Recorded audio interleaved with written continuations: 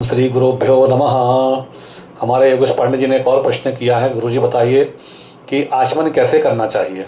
पूजा में आचमन जब करवाते हैं, आपने देखा होगा आचार्यगण चाहे स्त्री हो चाहे पुरुष हो सबको आचमन करवाते हैं। तो शुद्धि आचमन जब हम आसन पर बैठते किसी पूजा पाठ के क्रम में तो आचमन किया जाता है। तो आचमन जब हम करते हैं तो कई लोग क्या करते हैं कि जो है महिलाओं को और पुरुषों को एक जैसा करवा देते हैं। तो ये ध्यान देना है कि महिलाएं कुसानी पहनती हैं, पुरुष कुसाब की अंगूठी पवित्री पहनती है सोने का। और जब आचमन करते हैं तो बाएं हाथ से जल लेके दाहिने हाथ पर रख के, और ये देखिए यहाँ पे ब्रह्म पर्वत होता है तो 3 बार जल लेके ओम केशवाय नमः स्वाहा, ओम माधवाय नमः स्वाहा, ओम गोविंदाय नमः स्वाहा, ओम ऋषिकेशाय नमः हाथ धोले, नारायणाय नमः हाथ धोले, इस प्रकार कर से। और महिला अगर है तो वो नेत्र में लगाएंगी, बाएं हाथ पे जल लेके ओम केशवाय नमः, माधवाय नमः, गोविंदाय नमः, नारायणाय नमः, ऋषिकेशाय नमः, दामोदराय, इस तरह से 3 बार आचमन करके हाथ धो लेंगे। और यदि आप कोई जप कर रहे, पूजा कर रहे, पाठ कर रहे और बीच में उठ के आप अगर जाते हैं बाथरूम के लिए, शौच में जाते हैं तो हाथ मुंह तो धोना ही है, आपको कुल्ला भी करना है, लेकिन फिर बैठ के उसी आसन पे आपको 3 बार पुनः आचमन करना है। जब तक आप आचमन नहीं करेंगे तो धर्मशास्त्र कहता है कि आपको बहुत बड़ा पाप लगेगा, बहुत बड़ा दोष लगेगा। इसलिए हर माला शुरू करने के पहले आपको शरीर शुद्ध हाथ पैर तो करना ही धोना है हर शौच के बाद। फिर आपको सोच मैंने शुद्ध होना है और फिर आचमन करना है।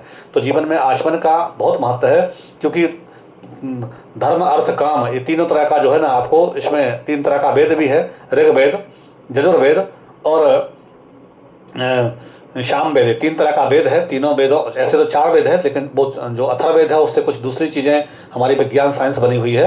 तो चारों का महत्व, लेकिन आचमन में 3 वेदों का महत्व है, ओम, ऋग्वेद, यजुर्वेद और सामवेद। धर्म अर्थ और काम तीनों का जो है ना आपको प्राप्ति होती है। तो इसलिए आचमन करने का बहुत जीवन में महत्व है। आचमन यदि अच्छा, आचमन करने का भी विधा क्या है कि हाथ को नाभि से ऊपर मध्य में लाना है इस तरह से, और जल को सीधे लेना है और इस ब्रह्म पर्वत से इस तरह से लेना है। वो जल नीचे नहीं गिरे, आपकी माला पे नहीं गिरे, आपके मुखमंडल में नीचे नहीं गिरे, अशुद्ध नहीं हो।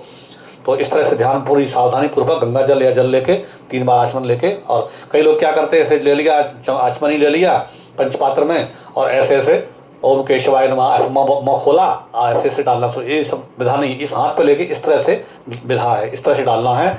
और जो है पंचपात्र, पूजा के जो पंचपात्र हैं, संध्या के जो पात्र हैं पूजन के, ये पंचपात्र माने लोग सोचते हैं कि तांबे का एक रख लिया, आचमनी डाल लिया, वो पंचपात्र हो गया। पंचपात्र माने पंचपात्र, 5 बर्तन, 5 बर्तन उसके होते हैं। पूजा की थाली, पूजा की आचमनी का अलग रखिए, अपने आचमन करने के लिए अलग रखिए, देवताओं के लिए अलग रखिए, संध्या के लिए अलग रखिए, कटोरी अलग रखिए, थाली, लोटा, ये सब का अलग अलग विधान है। 5 बर्तन को, 5 पात्रों को पंचपात्र कहते हैं। कुछ लोग एक रख लिया तांबे का, उसमें एक चम्मच डाल लिया, बोले ये पंचपात्र है हमारा। ये पंचपात्र नहीं होता है। पंचपात्र माने 5 बर्तन जिसमें हो, 5 पात्र जिसमें हो, उसका नाम पंचपात्र। तो बात समझ में, हमने संक्षिप्त में आपको बताया। तो मुझे विश्वास है कि आप आचमन सही ढंग से करेंगे, क्योंकि पुरुष को बोलने से पुरुष का मुख अपवित्र होता है, महिला का नेत्र, इसलिए महिला को देखने से दोष लगता है। एक पतिव्रता स्त्री है, जा रहे रास्ता में, वो एकदम सही सदाचारी है, कोई दूसरा देख रहा है, आपका नज़र पड़ गया, कोई पापी आदमी है, तो नेत्र शुद्ध किया जाता है मुख। और पुरुष को कठोर वचन बोलने से मुख अपवित्र होता है, तो इसलिए आचमन पुरुष को किया जाता है। ऐसे अनेक कारण हैं, आपको हमने संक्षिप्त में बताया। मुझे विश्वास है कि आपको संतुष्टि हुई होगी। तो इन्हीं शब्दों के साथ भगवान के चरणों में नमन। आपको प्रश्न करने के लिए योगेश जी बहुत बहुत साधुवाद। अस्तु कल्याण।